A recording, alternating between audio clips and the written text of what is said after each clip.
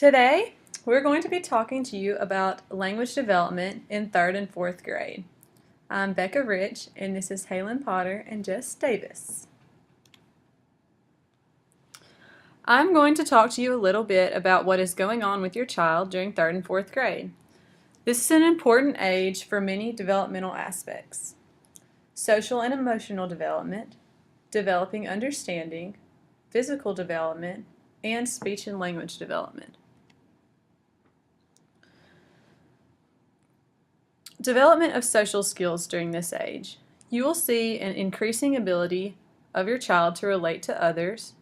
Most children desire to fit in and be accepted by their peers during this age. Being accepted by their friends is often a very big part of their self-esteem during this age. They will begin to form sustained friendships. They will start to like team games. They will show signs of more responsibility, and they will also be more independent and rebellious. Developing understanding. During 3rd and 4th grade, your child is very excited and interested in the outside world. They will love to obtain new information and be very enthusiastic about sharing details about things that interest them. Children begin to develop certain preferences for subjects in school when they are in 3rd and 4th grade. If your child is worried, mad, or sad, this will influence his or her way of thinking, and sometimes children cannot overcome this until their unhappiness or worries are gone. Speech and language development. At this point, children will be able to speak clearly. They will be able to express a variety of ideas. They will be confident talking on the telephone. They will know different verb tenses, and they will begin to enjoy reading. There are several skills that a child should acquire by the end of 3rd grade. Listening skills. Children will be able to listen attentively in group situations, and they will understand grade level material. Speaking skills. Children in 3rd grade will be able to speak clearly with an appropriate voice. They will ask and respond to questions. They can participate in conversations and group discussions. They will use subject-related vocabulary. They will be able to stay on topic, use appropriate eye contact, and take turns in conversation. They can summarize a story accurately, and they can explain what has been learned. Reading skills. At the end of 3rd grade, children will be able to demonstrate full mastery of basic phonics. They will use word analysis skills when reading. They will use clues from language content and structure to help understand what is read. They will be able to predict and justify what will happen next in stories and compare and contrast stories. They will ask and answer questions regarding reading material. Children will use acquired information to learn about new topics. They will read grade-level books fluently, fiction and nonfiction, and they will reread and correct errors when it's necessary. Writing skills. By the end of 3rd grade, children will be able to plan, organize, revise, and edit the things that they write. They will be able to include details in their writing. They can write stories, letters, simple explanations, and brief reports. They will spell simple words correctly, correct most spelling independently, and use a dictionary to correct spelling. And they will also write clearly in cursive. Skills that should be developed by the end of 4th grade. Listening skills. Children will be able to listen to and understand information presented by others. They will form opinions based on evidence, and they will be able to listen for specific purposes. Speaking skills. Children will use words appropriately in conversation. They will use language effectively for a variety of purposes. They will understand some figurative language, but still have difficulty when it's complex. They will enjoy and will be able to participate in group discussions. They will be able to give accurate instructions to others. They can summarize and restate ideas verbally. They can organize information for clarity. They can use subject area information and vocabulary for learning. They can also begin to make effective oral presentations by the end of 4th grade. Reading skills. They read for specific purposes. They can use previously learned information that they've read to understand new material that they are reading. They can follow written directions. They can take brief notes.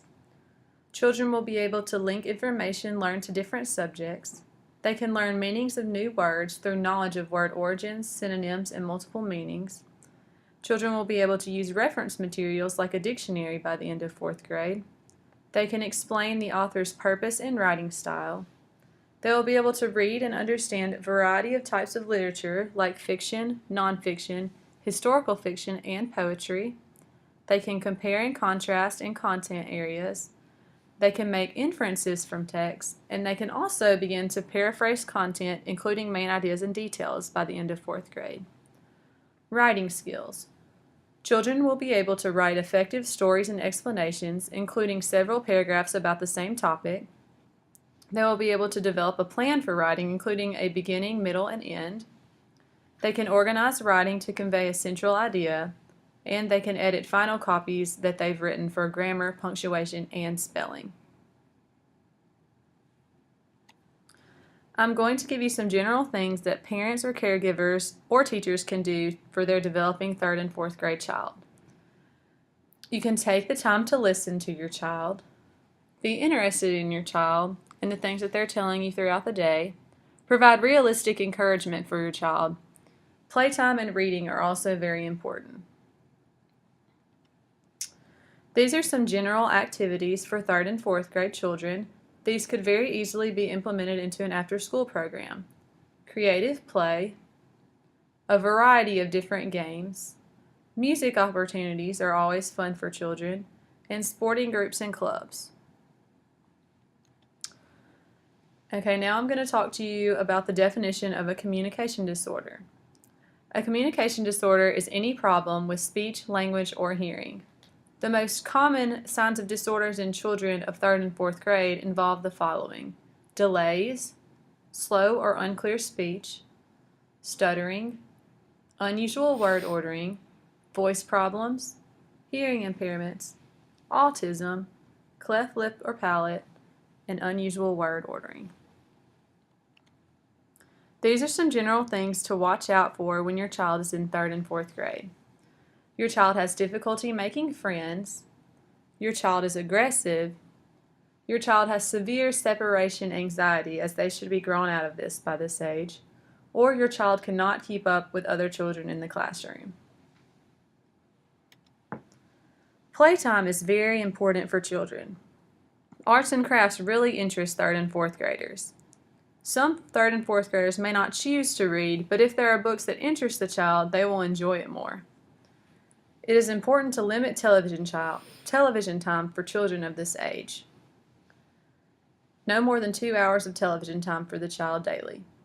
Now Halen will go into some details about reading for this age group.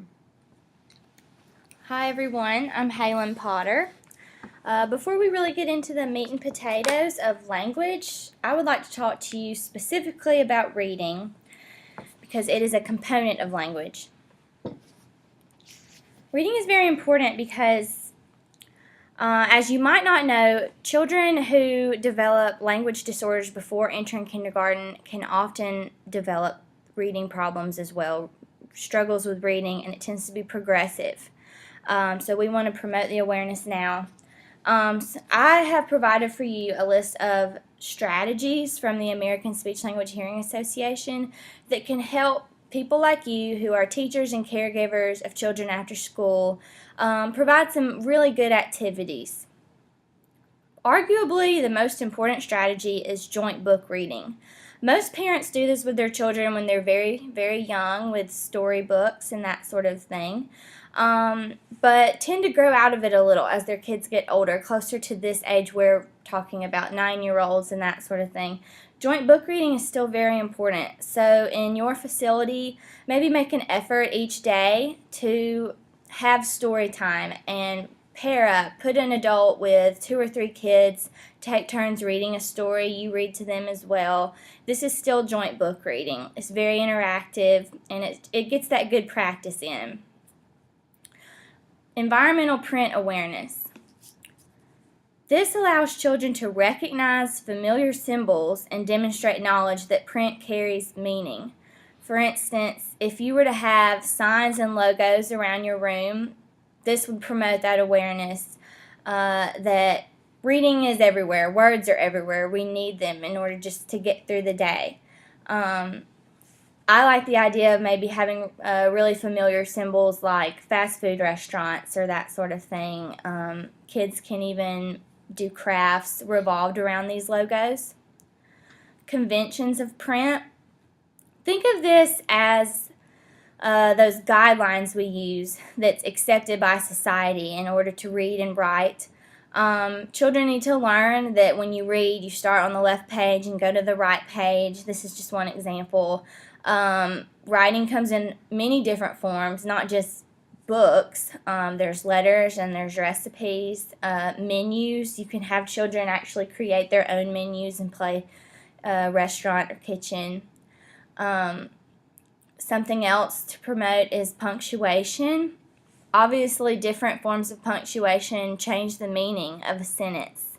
And so this is something that children need to learn to help them with their reading skills.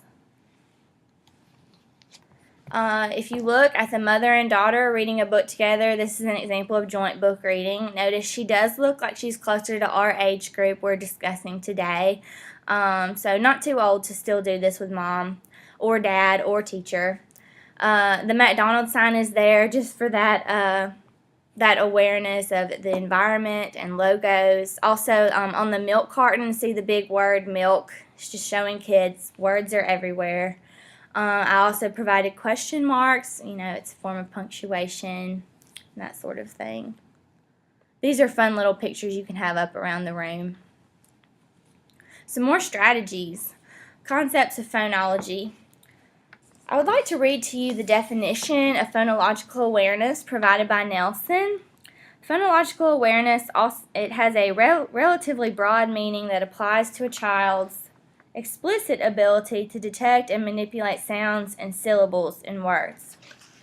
So in order to read, you've got to understand, you've got to have that sound awareness. One way you can promote this in your after-school facility is you can provide books with rhymes, such as Dr. Seuss books. I don't think kids ever really get too old to enjoy these. They can also make up their own rhymes with games and that sort of thing. If you do allow your kids to watch TV or cartoons after school, you can allow them to sing along to the songs and that sort of thing. Or you can just have a jingle time in your daycare.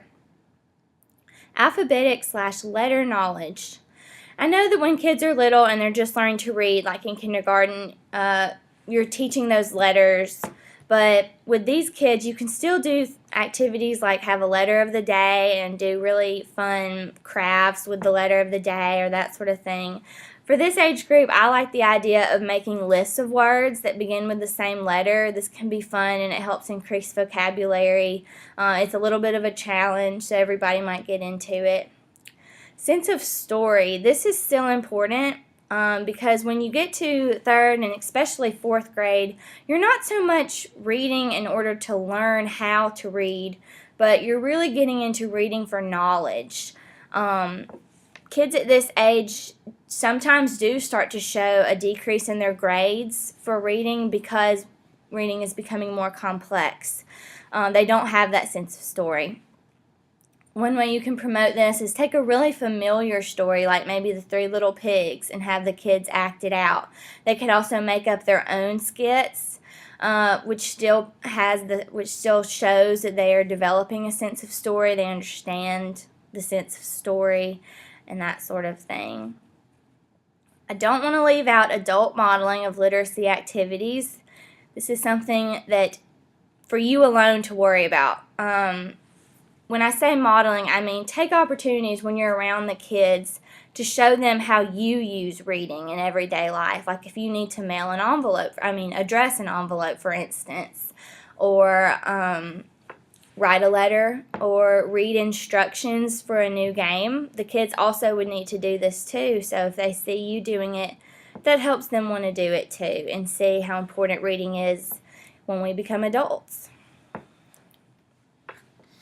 Okay, receptive and expressive language.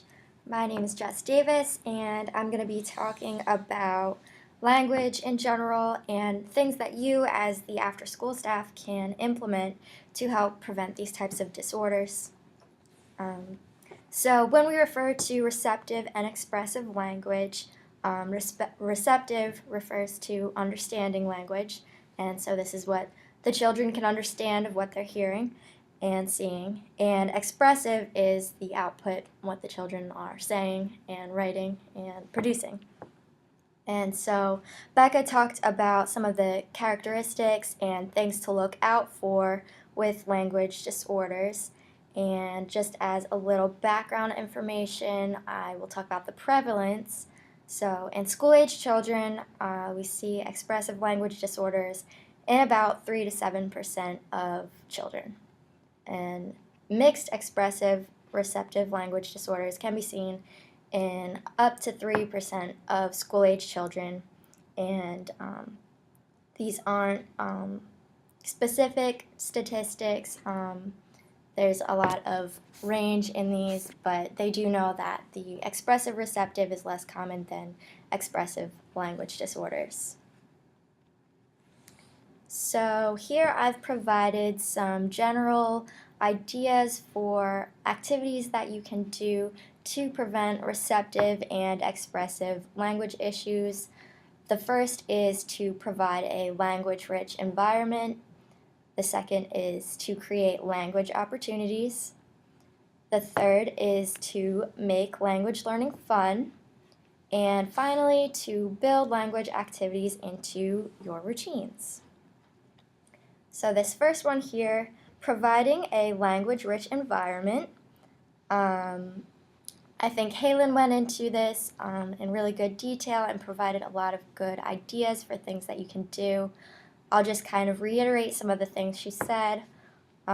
Providing books, magazines, and audio tapes so that the children have a variety of different language inputs, and this provides a good language model for them in different types of situations.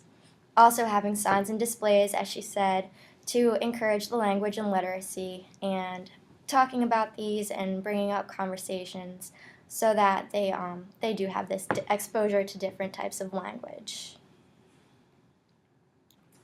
Next, creating language opportunities. The first thing I have here is to ask leading questions. And when I say leading questions, I mean ask the children questions that will elicit more than just a one-word response or a yes-no response. Really just take an interest in your students, get them talking, and when they do make different statements, you can show that you're listening and respond by rephrasing what they've said using a different syntactic structure and kind of just show that you understand what they've been saying. The next thing I have here is to use partner and group activities. This is good for a lot of kids who have trouble maybe talking to the whole group, but in a partner or small group situation, they may be more likely to volunteer certain language and conversation. Another suggestion I have is to use a talking stick, which can help facilitate turn-taking, which is a pragmatic skill that these children of this age are developing. Performance opportunities. These can include acting out written plays or self-made skits that the children come up with, but these can also be as simple as something like show and tell, and just in general, this is a different type of language output that's maybe a little bit more formal than just conversation. And the last thing I have here is to model good language. And when I say good language, I mean that the children of this age are developing more adult-like language, and they need a good model. We have a tendency sometimes to talk down to children that are younger than us, but it's really important to use higher-level linguistic structures and complex sentences so that the children are exposed to these types of language. You can provide multiple words or synonyms for the words that the children already know. So an example of this would be, today we are going to look for a solution. A solution is another way to say an answer. Next, make language learning fun. So I have some examples here of rhyming, word games, songs, and circle games, and all of these can be really important for teaching certain skills such as phonological awareness. And one example that I was thinking of was the name game, which is when you say Jessie, Jessie, Bo, Bessie.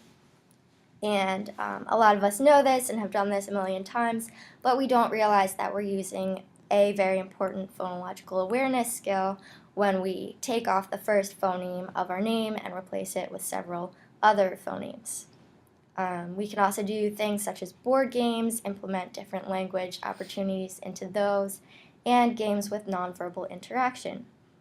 So an example of that would be to have an icebreaker type game, and everybody makes an action, a physical action associated with their name, and everybody tries to remember the action, or the such games as If You're Happy and You Know It, which teaches some nonverbal pragmatic skills. And last here, I have to build language activities into your everyday routines. We all know that we have a lot of routines with these types of programs, and having the routine itself can help to develop different skills, which can lead to language development. One example would be when you're entering and leaving the program. A lot of times we have different routines involved with that. So we can associate different songs, rhymes, or sayings with those things. In different times of the day, such as playtime or snack time, we can incorporate some new vocabulary. So some examples of that would be during playtime, we can introduce words such as explore or captain. And during snack time, we can introduce some words such as bitter or digest. And I would definitely suggest to go to the teachers because they probably have some suggestions for vocabulary that they're using in the classroom that would be really good to implement after school. And last here, I have to use a timeline, and this can be really good for teaching morphological structures such as past tense ed and the present progressive ing. So an example of that would be you could use the weather, and you could say something like, yesterday it rained, and there's your past tense ed, and today it is snowing, and there's your ing. Thank you for allowing us to come and speak to you today. We provided a handout for you with information and websites pertaining to what you've heard in this presentation. You can refer to it if you have any questions. Thank you.